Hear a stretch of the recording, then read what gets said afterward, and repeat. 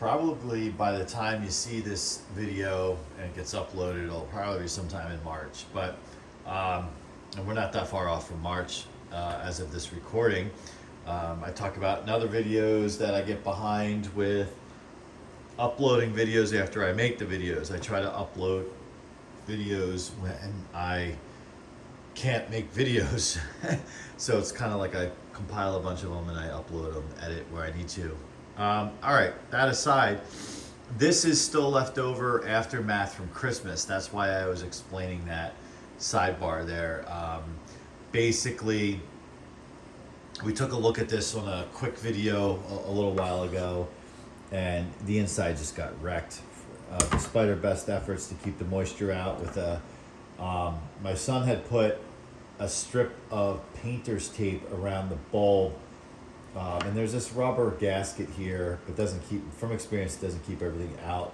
But where the bulb goes in, if you put, what I like to do is duct tape. He used painter's tape, probably because that's all he had, and moisture ultimately got in there and ruined not only the bulb, but ruined the fixture. As best efforts as I tried, he tried, we both did, to repair it. So, if you follow the channel, I try not to waste things and try to make the most of it. So I am at the, not at the main location right now, so the reason I'm explaining that is I am not in my workshop, therefore I do not have my tools and I do not have my wire strippers.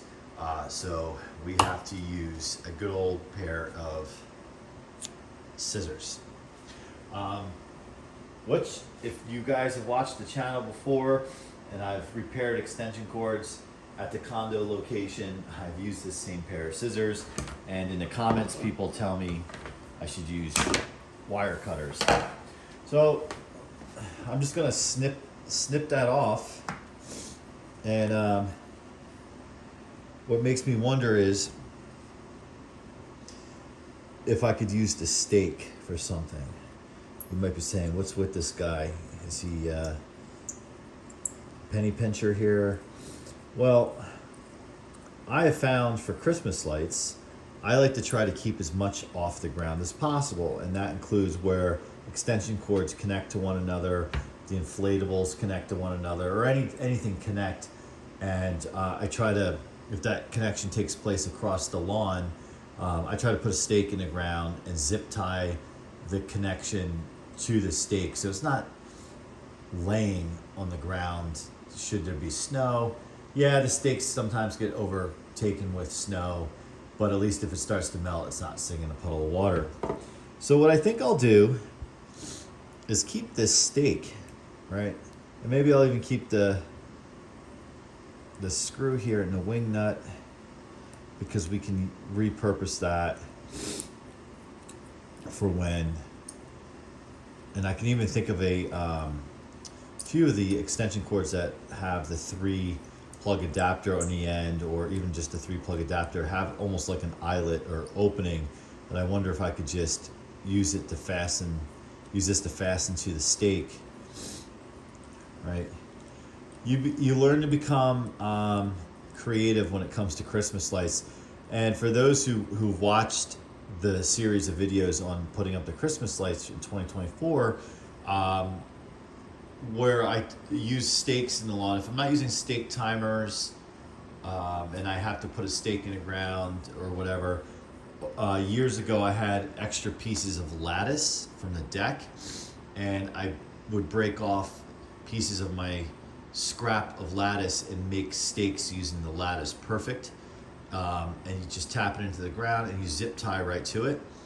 And when it's time to take it down, you just snip those zip ties right off, pull the stakes out, throw them in the bin, you got them for next year. That was a creative way of using scrap wood, if you will, for stakes. All right, so let's get this out of the picture. And I have recently, let's get rid of this. This is done ski, as they say. And I have recently repaired a bunch of extension cords and whatnot for different reasons, And I've used different brands of these. And I was using the all plastic ones, and they were just tough to fight with. And so I ordered a bag of male, female of these metal ones. And the one cord repair we did just recently, it was much easier. And I just like metal. It's more commercial, industrial, durable, hopefully. What I was looking for online was all metal, but I didn't see that. So let's just pop this off. And what we need to do, I need to get a screwdriver, so I will pause and come right back. All right.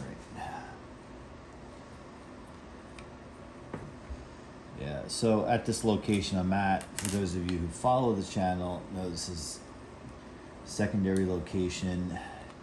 I don't really have a workshop or workbench here, but I do have access to kind of like a tool set. It's a decent tool set. And for projects like this, we didn't really ever intend someone to be probably doing projects like this here, but you got the tools. And I think part of the fun of doing this stuff is it's kind of like a fun project when you're just trying to make the most of what you have to do the job. Obviously, normally I talk about this in a lot of videos when I'm in my home workshop. It's always nice to have the tools to do the job, but I'm basically saying the reverse to that right now. Okay. So the one thing I don't like about this is, so a lot of these, when they do this, they have color, like the brass and the gold screws for the different wires. And yes, this is a non-grounded plug, and I am putting it into a grounded outlet. Now, I thought about just ordering one that, for this whole stupid thing, ordering a non-grounded female end, but then it dawned on me, I have a number of those little adapters that you can plug into the female end of a non-grounded plug in case you have to plug something grounded in. Now, I don't really ever use those. The only time I might is if, like for example, I'm joining Christmas lights, and those are non-grounded outlets, right? So if I have to plug that extension cord into another extension cord, because I have one 100-foot extension cord that's non-grounded, it's an outdoor orange cord, I will use that adapter, but I'm not actually plugging anything that like any of the Christmas lights in that are grounded. All right, so we need to now, this is where I get roughed up in the comments. You need to have wire cutters or splicers. Well, I don't have them here. So, and I wanted to make the video because I should have gotten them, because I remember to throw this in the car, because this obviously came from the main location, because that's where all the outdoor Christmas lights are. But I knew I'd be here.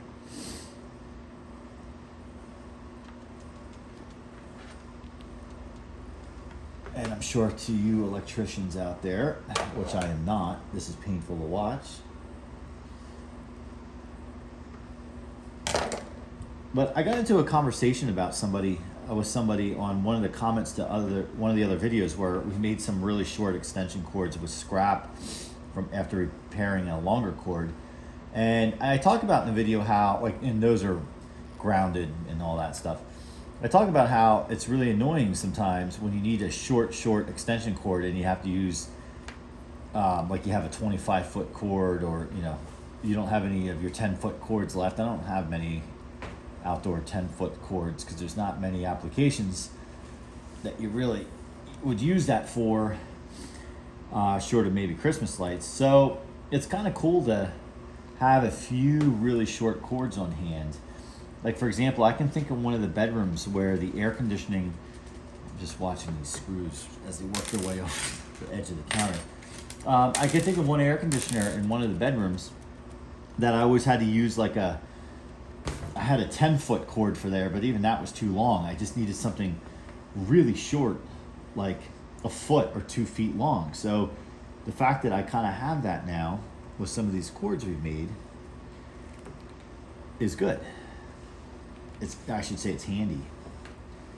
So then you're not tucking in this like long orange cord. This is a pain. Sometimes this can be a pain.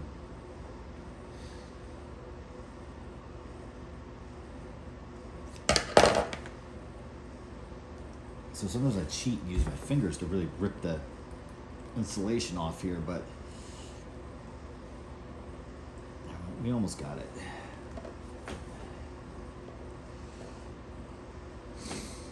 Like I know I could have done this like 20 times if I actually had wire strippers.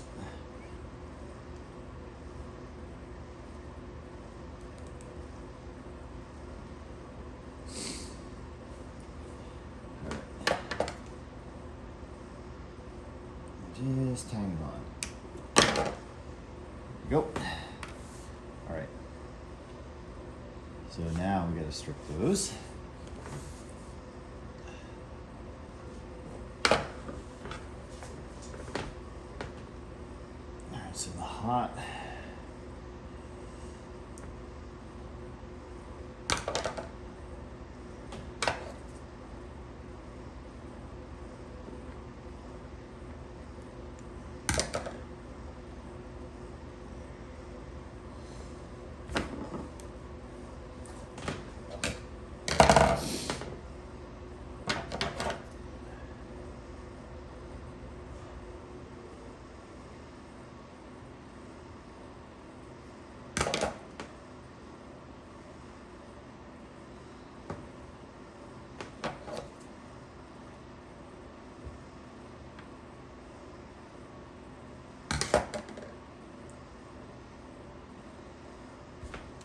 All right, so now we have to, so that's going to go in like that.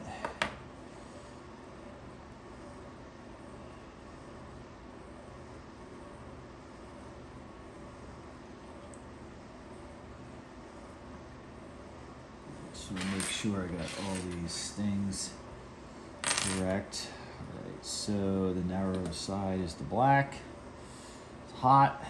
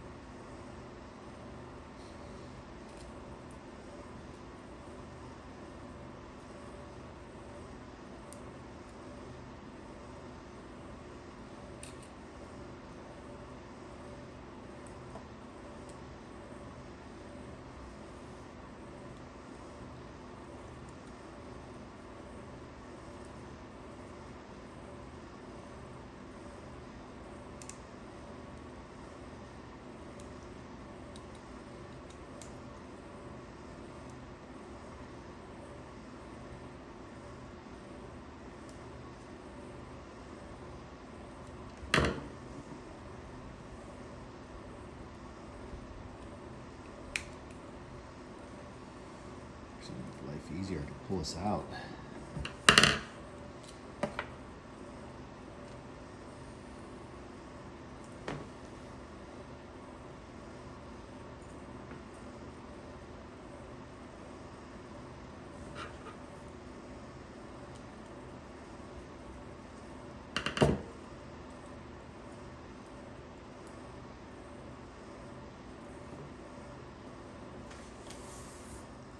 All right, so we are wired up now. We just got to reassemble this, although I made a colossal mistake. I forgot to, I've done this before, is you need to put this on before you can make your connections. So we'll pause that and make that correction. All right, so I did just correct that situation. So we got to put these long screws back in.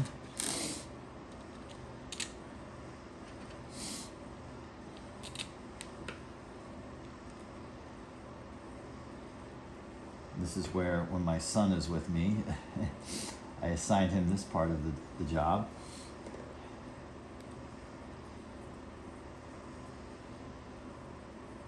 I think we're all lined up.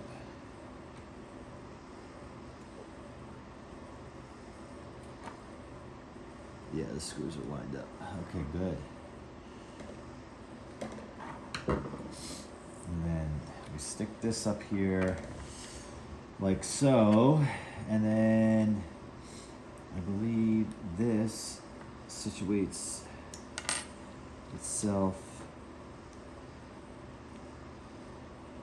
Let's see, these screws have to be lined up that way, and then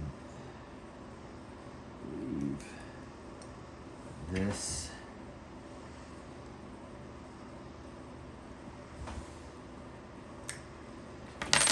Take a look.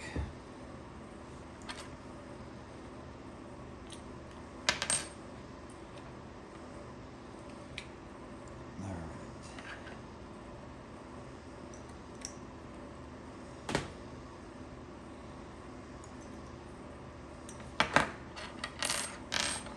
Okay, so let's put this, make sure these lined up.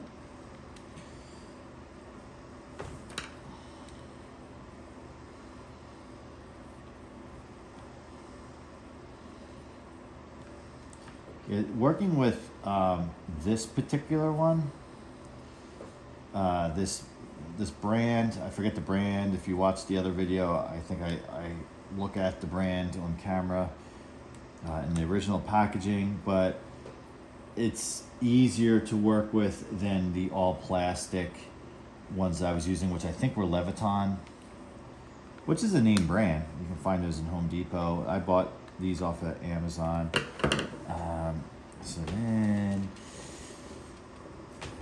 this goes up like that.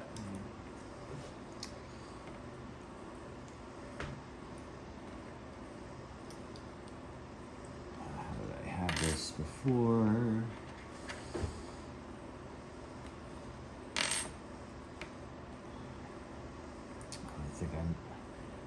I think I made another little goof.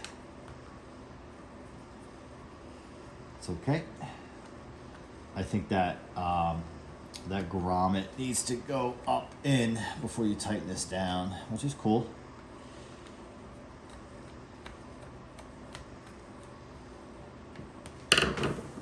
All right, so we have everything on in a proper way. Just a matter now of tightening down everything. Where's the last screw? And then we're done with our mini extension cord.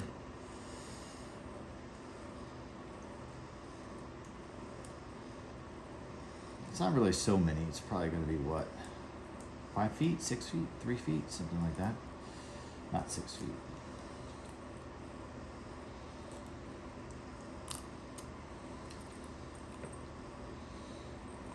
So you just kind of now just getting this grommet piece in place.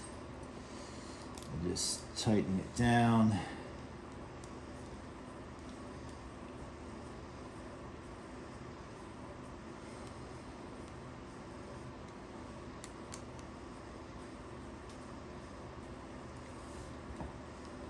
And this does a pretty good job of sealing up everything too.